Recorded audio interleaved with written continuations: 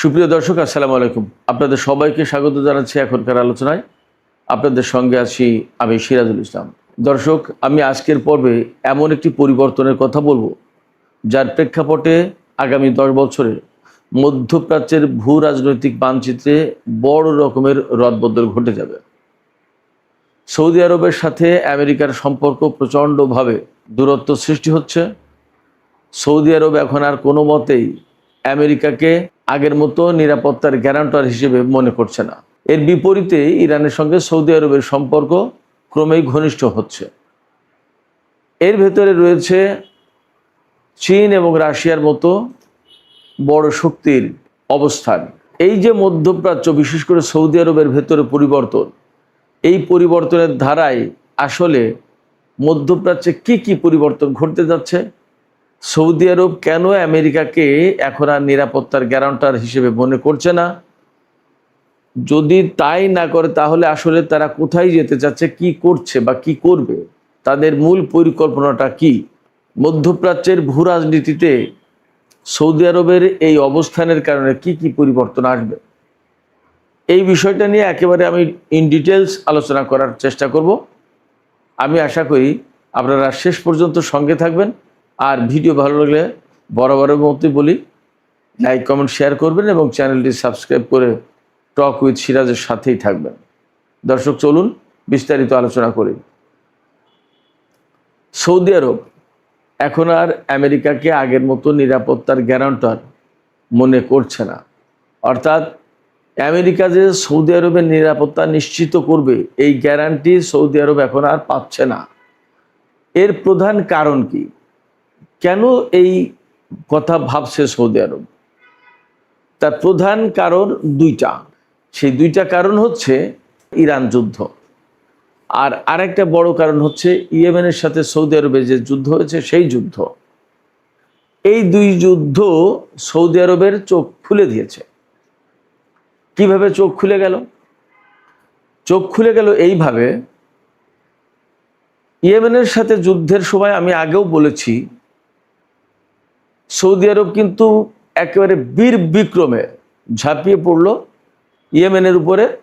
Yemen হতদরিদ্র একটা দেশ, তাদের কিন্তু ওই রকমের সুসংগঠিত অবস্থা ছিল না। আব্দুর রাব্বু মানসুর হাদি যখন সৌদি আরবে পালিয়ে গেল, তারপর থেকে কিন্তু ইয়েমেনে মারাত্মক রকমের রাজনৈতিক অস্থিতিশীলতা চলছিল।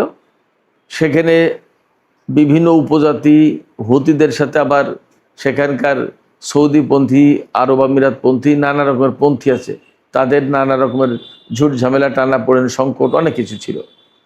এই অবস্থার ভেতরেও সৌদি আরব যখন ইয়েমেনের উপর হামলা চালালো, তখন ইয়েমেনের উপর হামলা চালানো মানে বেসিক্যালি সেই হামলাটা কিন্তু হুতি নিয়ন্ত্রিত সরকার এবং তাদের অঞ্চলের উপরে চালালো। তখন হুতিরা প্রচণ্ড মার খেয়েছে। সৌদি আরব বিমান হামলা চালিয়ে ইয়েমেনের ব্যাপক ক্ষয়ক্ষতি করেছে, একেবারে তছনছ করে দিয়েছে। শুধু তো সৌদি আরব না, ইয়েমেনের সেই যুদ্ধে জড়িত ছিল বাহরাইন, কাতার, সংযুক্ত আরব আমিরাত, মিশর, সুদানও এবং আমেরিকা, পাশ্চাত্য বিশ্ব, ইসরায়েল, তারা সবাই সৌদি আরবকে সমর্থন দিয়েছে।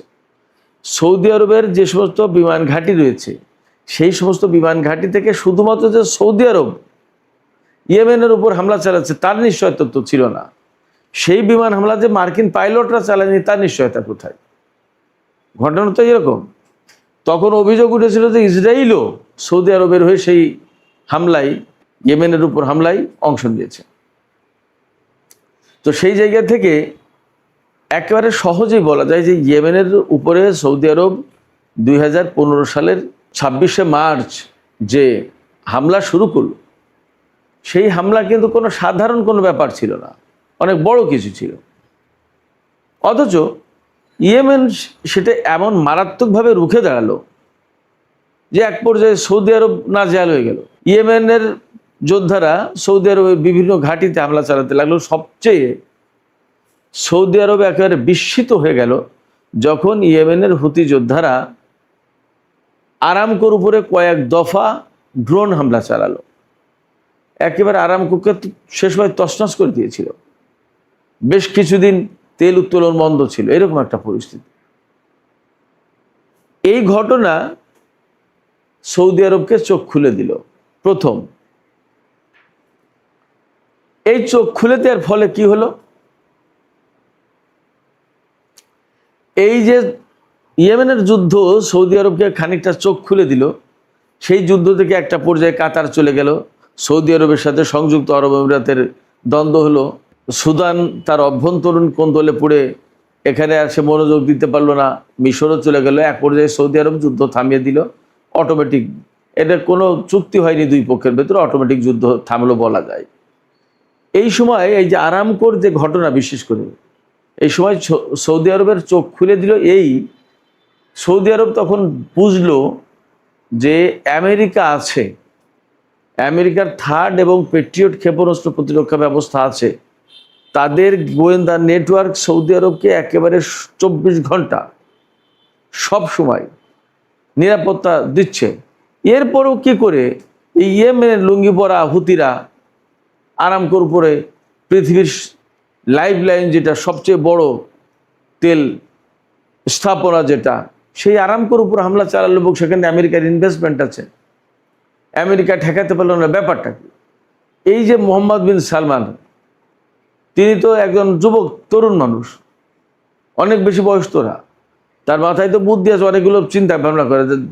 যখন মানুষ একেবারে বয়োবৃদ্ধ হয়ে যায় তার অনেক কিছু চিন্তা করার মতো অবস্থা থাকে না।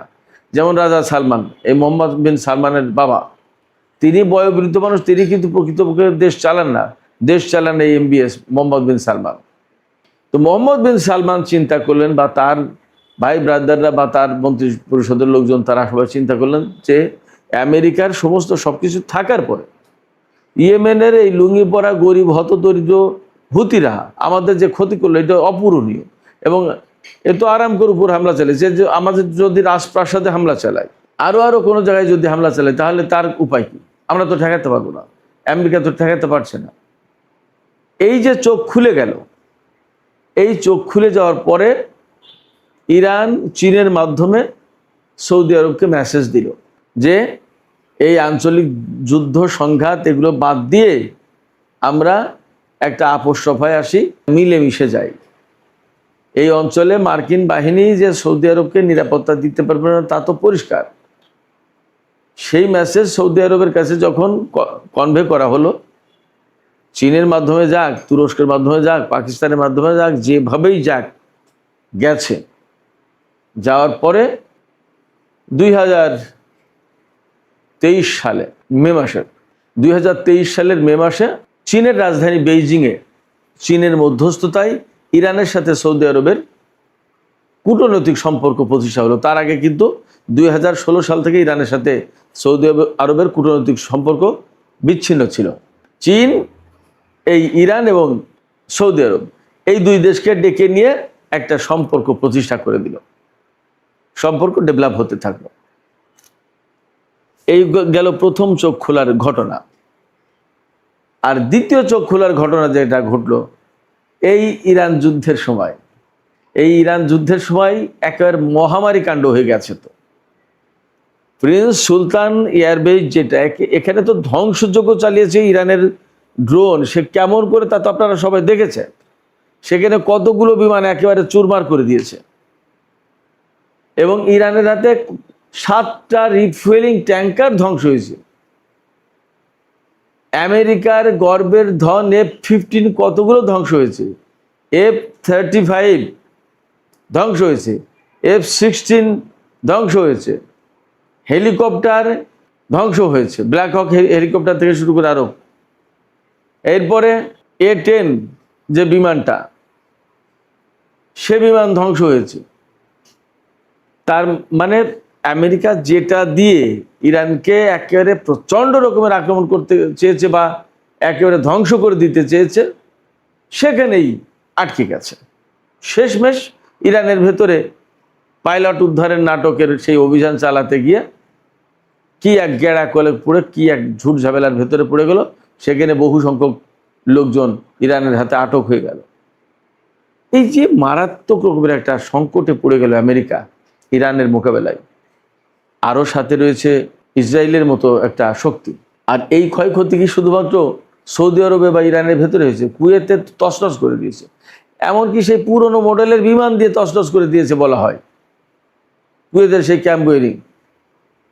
বাহরাইনের পঞ্চম নৌবহরের ঘাঁটিতে কি অবস্থা, সংযুক্ত আরব আমিরাতের কি পরিস্থিতি তা তো আমরা সবাই জানছি।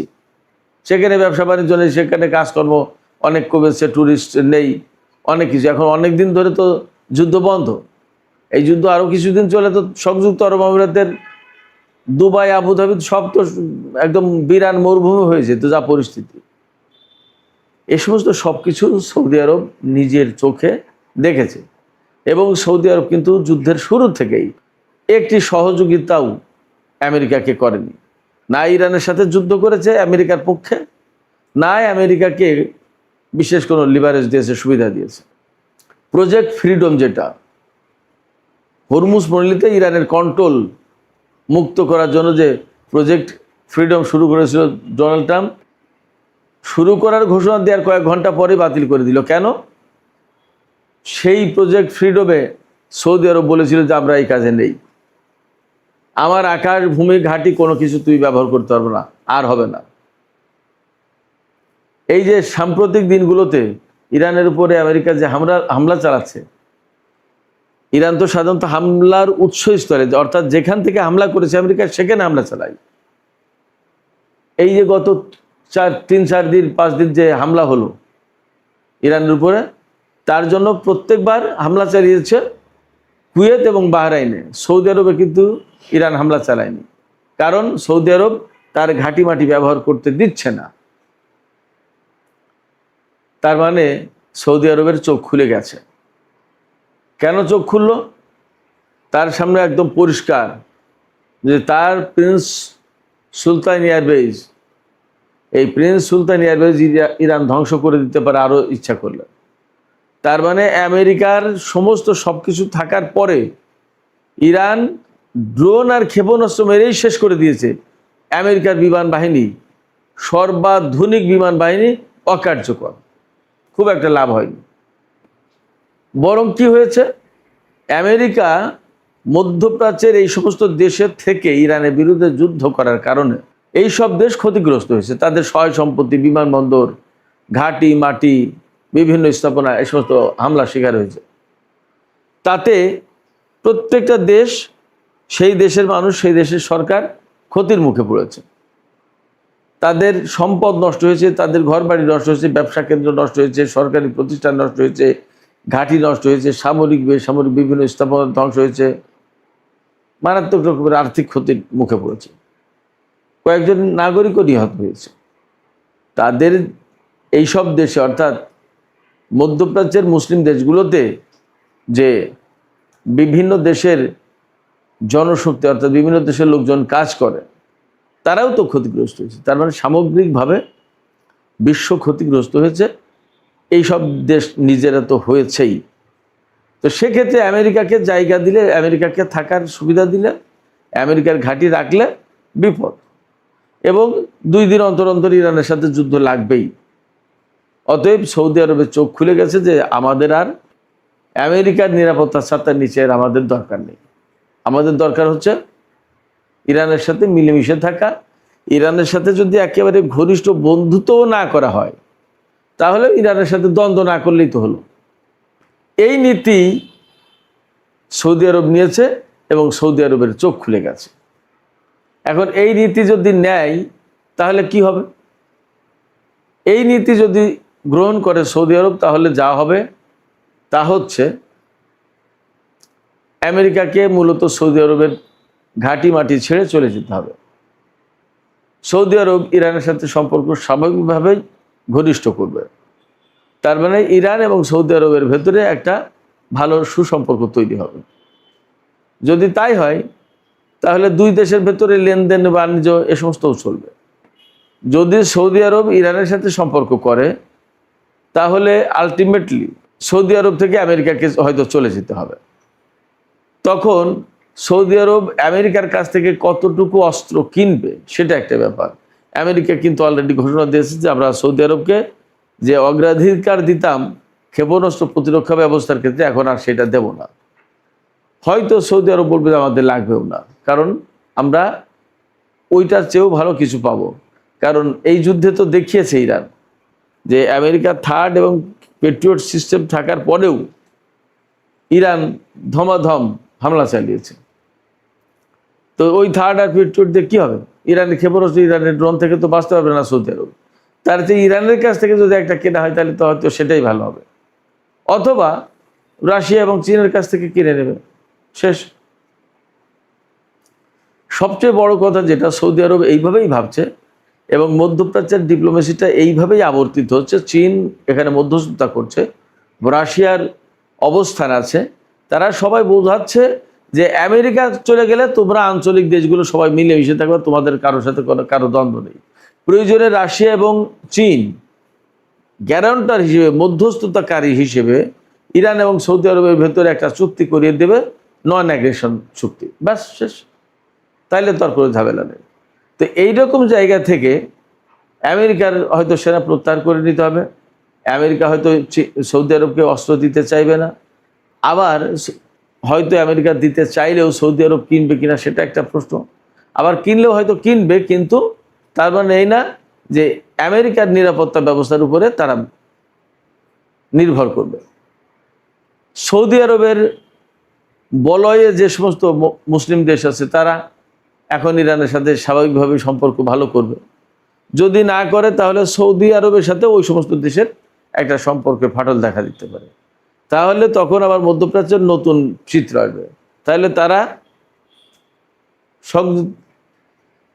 তারা ইসরায়েল আমেরিকা ওই ব্লকে চলে যাবে।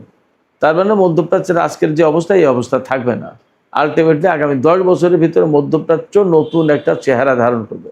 এই যে নতুন মধ্যপ্রাচ্য, সেই মধ্যপ্রাচ্যে আমেরিকা কোনো মতেই একক প্রভাব বিস্তারকারী দেশ হিসেবে থাকতে পারবে না।